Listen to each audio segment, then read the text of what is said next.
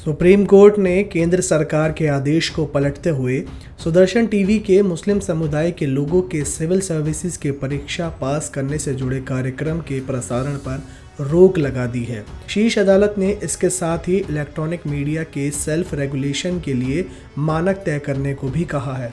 अदालत ने सुदर्शन टीवी के कार्यक्रम को उन्माद पैदा करने वाला बताते हुए कहा है कि ये एक समुदाय की प्रतिष्ठा को नुकसान पहुंचाने का प्रयास है।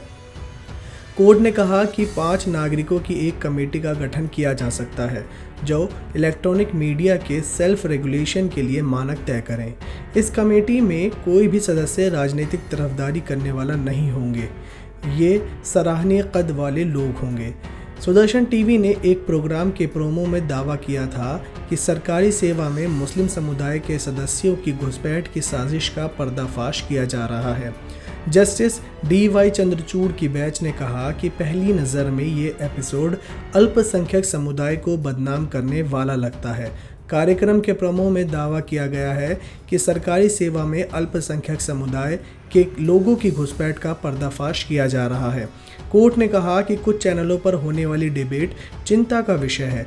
इनमें कई बातें ऐसी कही जाती हैं जो मानहानि वाली हैं। कुछ प्रोग्राम में उकसाने वाले कमेंट्स दिए जाते हैं, जैसे कि एक विशेष समुदाय के लोग सिविल सेवा में प्रवेश कर रहे हैं। सुनवाई के दौरान बेंच में शामिल जस्टिस जोसेफ ने कहा कि डिबेट में एक एंकर के रोल को देखने की ज़रूरत है। ज़्यादातर वक्त एंकर बोलते रहते हैं और स्पीकर को म्यूट करके सवाल पूछते रहते हैं। तभी जस्टिस चंद्रचूड़ ने कहा कि कई बार बिना किसी आधार के आरोप लगा दिए जाते हैं। इसे कैसे इजाज़त दी जा सकती है? क्या स्वतंत्र समाज में इसको इजाज़त दी जा सकती है? आपको बता दें कि सुदर्शन टीवी के कार्यक्रम के प्रसारण की केंद्र सरकार ने पिछले हफ्ते इजाज़त दे दी थी। केंद्र की ओर से सॉलिसिटर जनरल तुषार मेहता ने कोर्ट में भी अपनी दलील में कहा कि पत्रकारों की स्वतंत्रता सर्वोच्च है और प्रेस पर नियंत्रण की कोशिश करना खतरनाक होगा। केंद्र ने हिंदू आतंकवाद और लॉकडाउन के दौरान स्टोरी की दलील भी दी और कहा कि क्या इसे सांप्रदायिक शो से कम हानिकारक कहा जा सकता है। कोर्ट में जोरदार बहस हुई। आइए आपको बताते हैं कि किसने क्या कहा। सुप्रीम कोर्ट ने कहा कि क्या विचार की अभिव्यक्ति को बचाने के लिए मीडिया का सेल्फ रेगुलेशन नहीं होना चाहिए। फिर इसके बाद सॉलिसिटर जनरल तुषार मेहता ने कहा कि लोकतंत्र में अगर प्रेस को कंट्रोल किया गया तो ये विनाशकारी होगा। इंटरनेट पर भी तो लाखों लोग लिख रहे हैं। इस पर जस्टिस चंद्रचूड़ ने कहा कि हम सोशल मीडिया की बात नहीं कर रहे हैं। क्या हम एक को रेगुलेट इसलिए ना करें क्योंकि सभी को रेगुलेट नहीं कर सकते।